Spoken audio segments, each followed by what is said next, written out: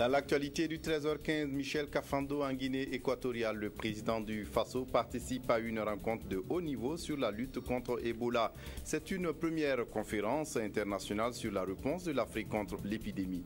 Nos envoyés spéciaux reviennent sur l'arrivée de Michel Kafando à Malabo dans cette édition. Et puis au Burundi, vie de vous retrouver.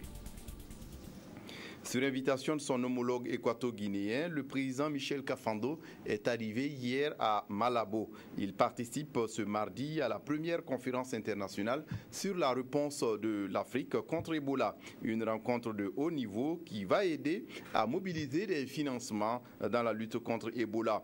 Au cours de la rencontre au sommet, il sera aussi question de la recherche et du renforcement des systèmes de santé dans les pays de l'Union africaine.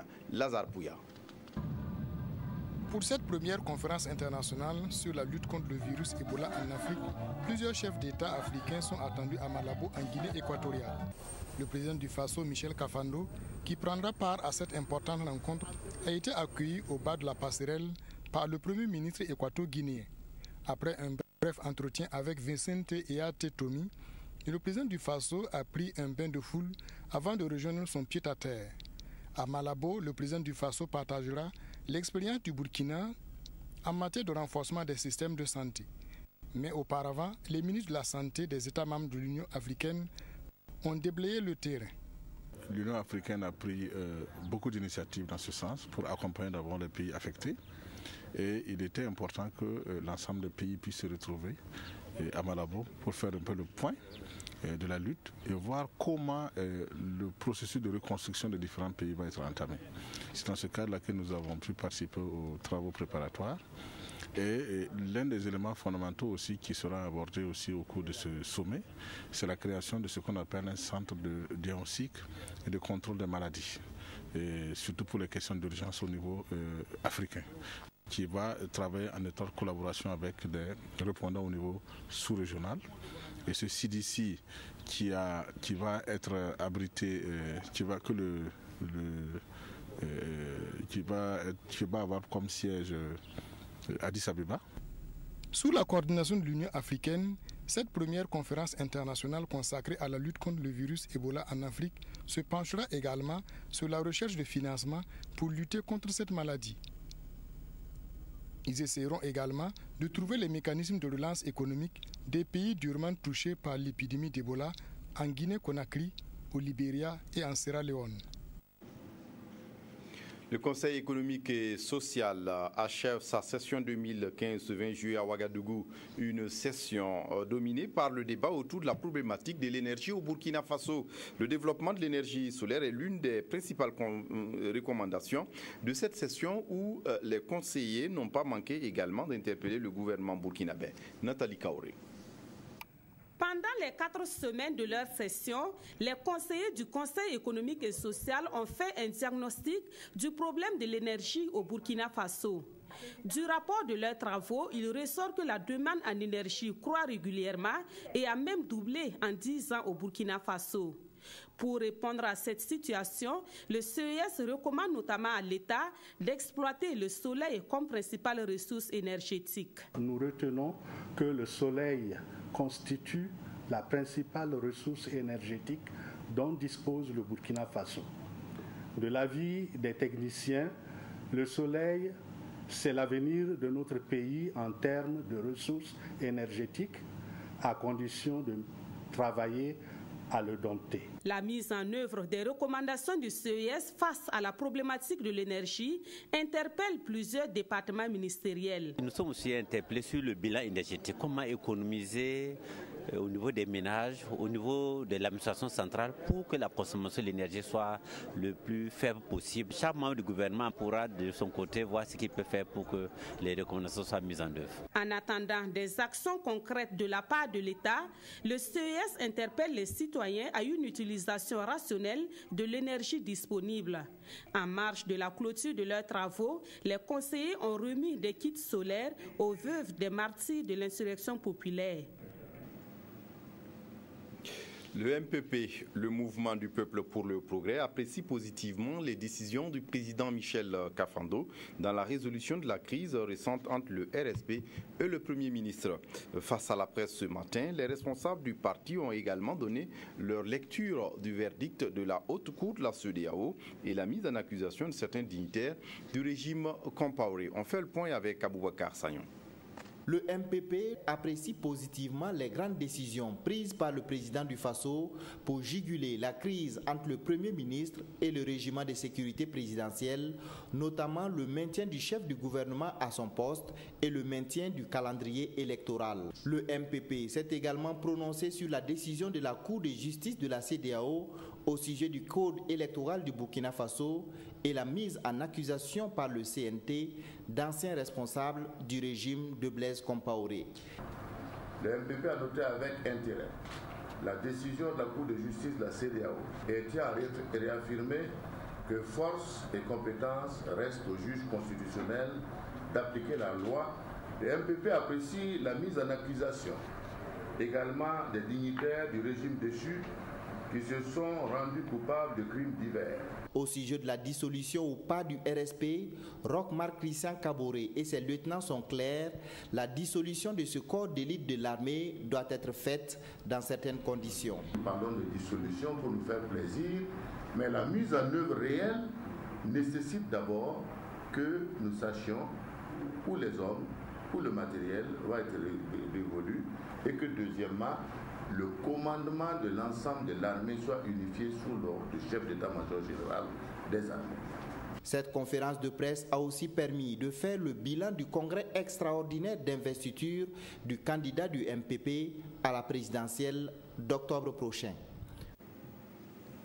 Les directeurs de communication des départements ministériels et des institutions au Burkina s'informent sur la politique nationale de protection sociale.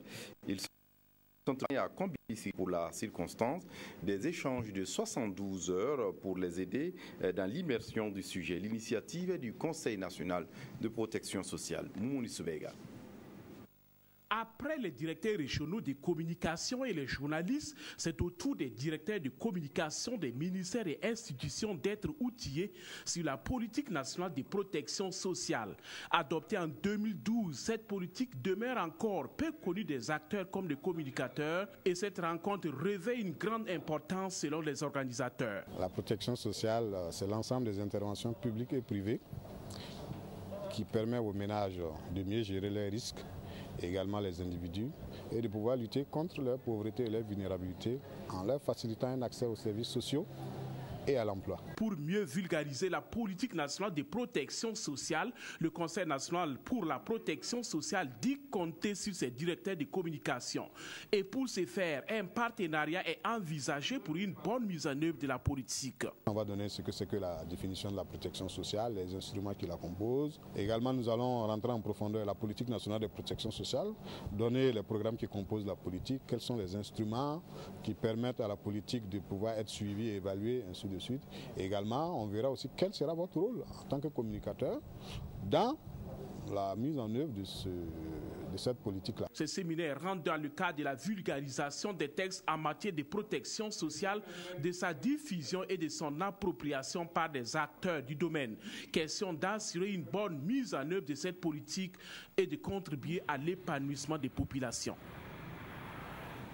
Le Japon fait don de riz au Burkina Faso, estimé à plus de 2 milliards de francs CFA. La remise symbolique des vivres est intervenue ce 20 juillet à Ouagadougou.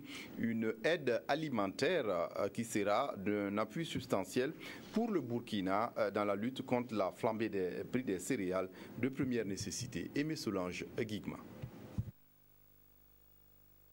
Ce don de 6 990 tonnes de riz d'une valeur de 2 milliards 550 millions de francs CFA du gouvernement japonais vient en appui aux efforts du gouvernement burkinabé pour couvrir les besoins céréaliers des populations vulnérables. Cette aide va nous permettre, un temps soit peu, si vous voulez, de combler d'aider à résoudre le problème d'insécurité alimentaire de ces 43% de ménages, mais également, vous avez dû le constater, à faire en sorte que pendant cette période de soudure, nous puissions réguler les prix. C'est depuis les années 80 que le Japon accorde cette aide alimentaire au Burkina dans l'optique de lui permettre non seulement d'assurer la sécurité alimentaire, mais aussi de constituer à partir des ventes de boutiques témoins le fonds de contrepartie pour la réalisation des projets de développement socio-économique. Je souhaite vraiment que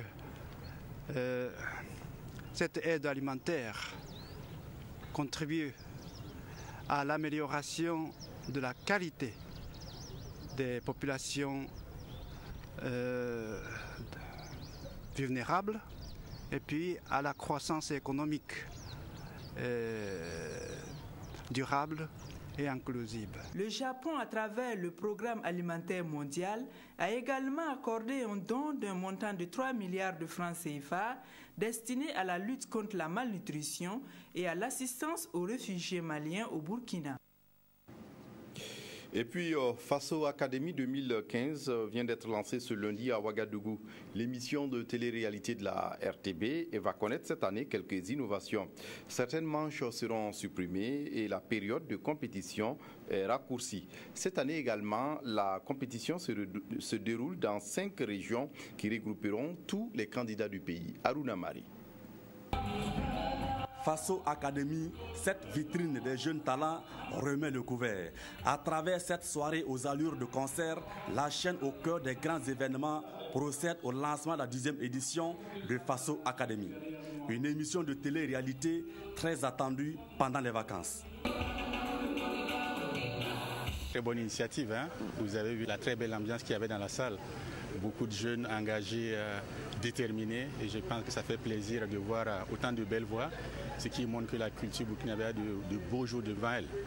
Donc je peux dire que c'est un sentiment de satisfaction, de joie, et on va donc continuer à soutenir donc toutes ces activités pour permettre donc à la jeunesse de s'occuper utilement pendant les vacances, découvrir de nouveaux talents et faire du Burkina Faso tout simplement un pays où il y a de la bonne musique. 3 chansons sont imposées aux filles et aux garçons pour sélectionner les meilleures graines. Il s'agit de Denke Denke de Diko Fils, Narbo de David le combattant, On se connaît de Stéphanie Bamara. Qui sera sur la plus haute marche de FAC 2015? Réponse le 18 septembre prochain.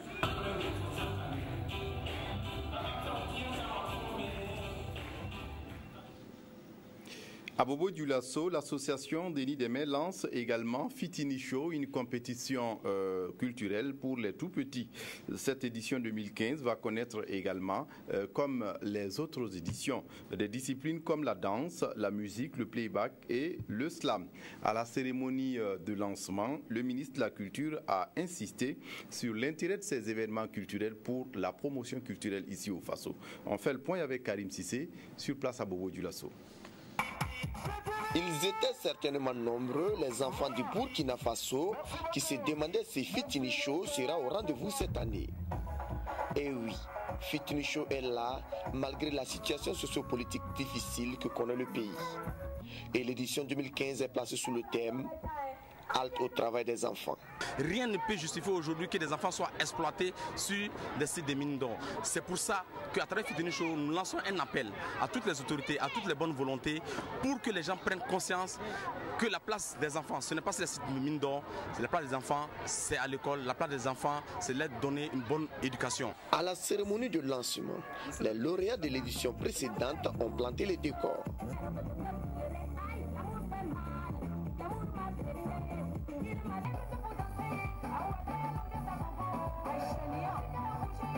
Le ministre de la Culture, du Tourisme est venu soutenir les promoteurs de Fitini Show. Une première du genre depuis que la manifestation existe. Nous allons travailler à l'introduction des disciplines artistiques et culturelles dans notre enseignement primaire, secondaire et supérieur. Jusqu'au 27 septembre 2015, les enfants des villes de Gawa, Banfora, Dédougou, Koudougou, Ouagadougou, Dori et de Bobo-Dioulasso rivaliseront de talent en danse, playback, Miss Sunguru Saramani et en slam. La délégation du Burkina pour les Jeux spéciaux olympiques a quitté Ouagadougou tôt ce matin pour les États-Unis. Elle doit participer à Los Angeles à l'édition 2015 de ces Jeux. On fait le point de leur départ avec Kalfa Ouattara. Les éditions des Jeux mondiaux pour athlètes intellectuellement déficients dénommés Spécial Olympique passent et le Burkina accentue sa participation. Nous y participons pour la première fois dans 4 disciplines sportives. Le football unifié à 7, l'athlétisme, le judo et le cyclisme. Sur le plan administratif, tout est prêt. Et sur le plan sportif aussi, nos athlètes sont internés depuis bientôt 3 semaines. C'est à l'issue des Jeux nationaux tenus en mi-septembre 2014 que les meilleurs étalons spéciaux olympiques ont été sélectionnés. Au nombre de 20, ils vont à Los Angeles pour porter haut les couleurs du Burkina. L'essentiel, c'est de participer, comme le disait le baron Pierre de Coubertin, mais nous allons aussi pour essayer de glaner des lauriers comme nous l'avons toujours fait de par le passé. Donc nous espérons revenir avec des médailles. En 4 participations depuis 1999, les étalons spéciaux olympiques totalisent 7 médailles d'or, 5 médailles d'argent et 5 médailles de bronze. Et pour terminer, les journaux de ce mardi sont alimentés par la réaction des citoyens sur le départ du ministre Auguste Bari du gouvernement et par le procès de Hissène Habré. Revue de presse proposée ici par Hélène Solange Guigma. Le départ du ministre Bari du gouvernement suscite des réactions dans les parutions de ce mardi 21 juillet 2015. Le pays se questionne. Est-il donc l'agneau de sacrifice qui expiera les torts supposés ou réels de tous les autres militaires membres du gouvernement dont la haute hiérarchie demandait naguère le départ? Difficile de répondre à cette question, dit-il, mais espère que ce léger remaniement ministériel contribuera à faire retomber la fièvre sociopolitique. L'observateur Palga écrit pourtant qu'il n'est pas interdit de penser que d'une manière ou d'une autre, le sacrifié pourrait toujours graviter autour des Zida, fût-ce dans l'ombre et à titre officieux.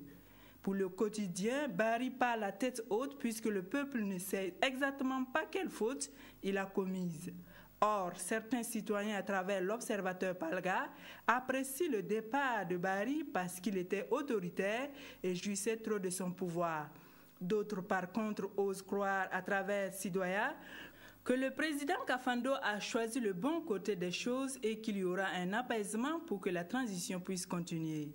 Autre actualité du jour, Sidoya commente le procès de Hissène Habré dans ses colonnes. Le quotidien d'État estime que l'heure est venue pour M.